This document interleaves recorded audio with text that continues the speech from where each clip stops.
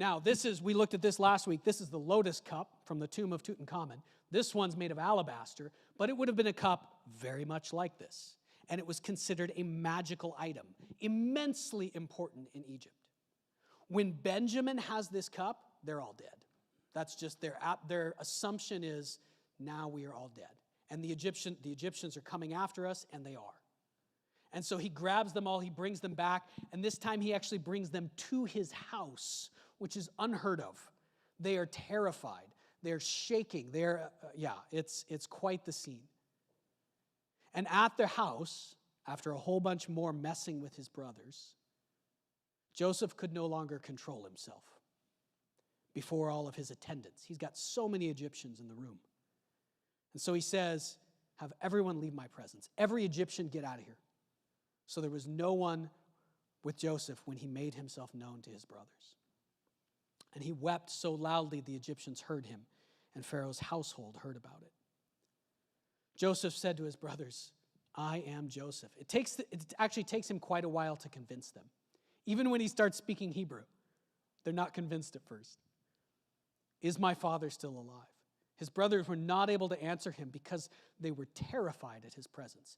Do you think this is good news to his brothers or bad news when they find out that this powerful ruler in Egypt is actually Joseph? Good news or bad news? Horrible news. Now if they didn't already think they were dead, and they did, now they think if there's a way to kill us more, he's going to kill us more. Joseph said to his brothers, come close. I'm your brother Joseph, the one you sold into Egypt. But don't be distressed, and don't be angry with yourselves. Can you imagine saying this? You tried to murder me, and you sold me as a slave. Don't be mad at yourself about that. Don't be so hard on yourself. Because it was to save lives that God sent me ahead of you. For 2 years now, there's been no famine in the land, or there has been famine in the land. And for the next 5 years, there will be no plowing or reaping. But God sent me ahead of you to preserve for you a remnant on earth and to save your lives by a great deliverance. I'm jumping forward now to Genesis 50. So that's the scene in the house. He tells them, I'm your brother. I love you. You can see his love for his brothers. It is clear that Joseph has already forgiven them, like a long time ago. This is beyond their imagination. They cannot understand. And in fact, for many years, they can't really believe that Joseph has forgiven them.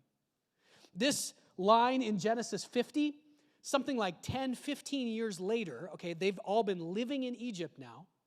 Jacob has come down to Egypt. That's Joseph's dad, all of their dad. And Jacob has finally passed away. And even at that moment, after they've been living with Joseph for 15 years or more, all the brothers come to Joseph and bow down at his feet and beg him for mercy. They still think he's going to murder them 15 years later. Why do they think that? Because it's what they would do.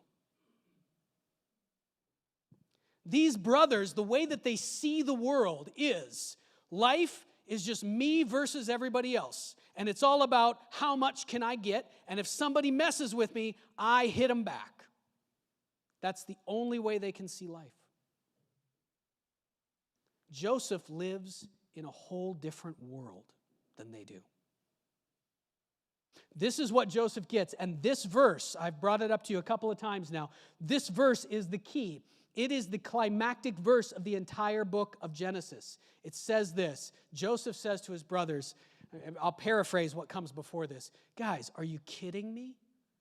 If I wanted to kill you, I could have killed you a long time ago. That's why I messed with you so much, right? Obviously, I had the power to kill you the moment you walked into my court to buy food. I threw you in jail, but I didn't kill you. I was just messing with you because you needed to be messed with. But I had already forgiven you. I love you. Now, 15 years later, you still think I'm going to kill you just because Dad's dead? Are you kidding me? Don't you understand that we're not alone? All of this stuff, you guys intended to harm me when you beat me up, tried to kill me, and then sold me as a slave. You intended to harm me. But it doesn't really matter what you intended, because God is in control over all of that.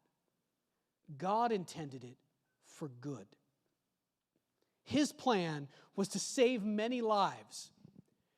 What is Joseph saying to them? He's saying, even when I was 17, shortly after that, I don't know how long it took him, he's saying, guys, I was able to rejoice in my slavery. I was able to rejoice in my time in prison because I knew that God was in control of it all. I wasn't alone.